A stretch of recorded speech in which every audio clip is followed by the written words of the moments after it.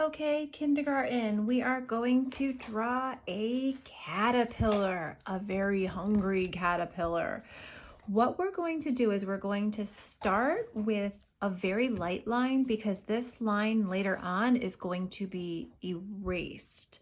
So when you get your pencil, I want you to think about going as lightly as you can, like you're barely going to touch the paper. All right. So you're going to, you always kind of find the center of the paper, and then we're going to go over to the side. So maybe we're going to find the corner this time and go up a little bit. Here's our center. Here's our corner. And I'm going to draw with my finger first. I'm going to draw a curvy line way up, almost the top, and then back down. Ready for it? This is going to be the back of, like the backbone or the back spine of our caterpillar. So I'm gonna start all the way in my corner, up a little bit.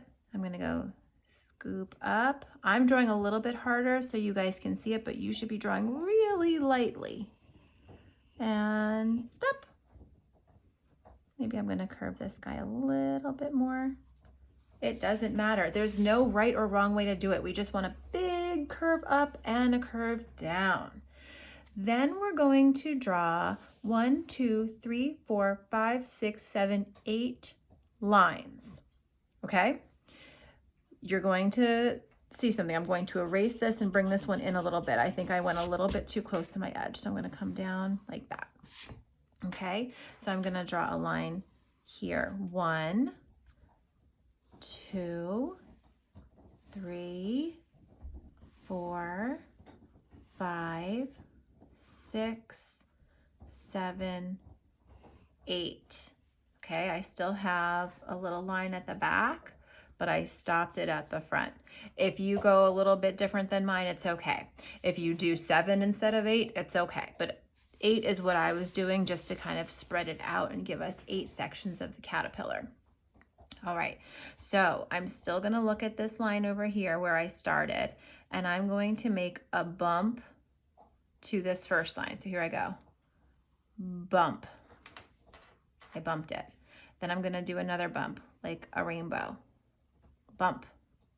I'm gonna do another bump. Bump. And I'm gonna do it again. Bump. If you're all the way near the top like mine, do the best you can. Ah. Bump.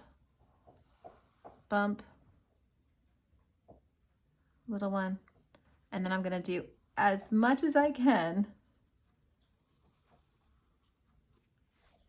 like a backwards letter C over here. Okay, then I'm gonna do the same thing on the bottom. I'm gonna do sort of a small bump over here. I'm gonna do a big bump and a big bump, but I'm doing the opposite now, right? Mine are not perfect. Okay, that one I didn't connect all the way through. Here's where we're going to erase this line. So go ahead, take your eraser and erase that very first curvy line that we made. Okay. And here's where I might just change mine a little bit because this one I got really close to my rings of my sketchbook. It's all right. That's why we have erasers. If we want to change something, we just change it. Okay, you can still see mine, but I erased that center line. So far, so good. I'm gonna give this little caterpillar 2 eyes. So I'm gonna do an eye here, 1, and another eye here, 2. And let me give him a little circle inside the eye. 1, 2.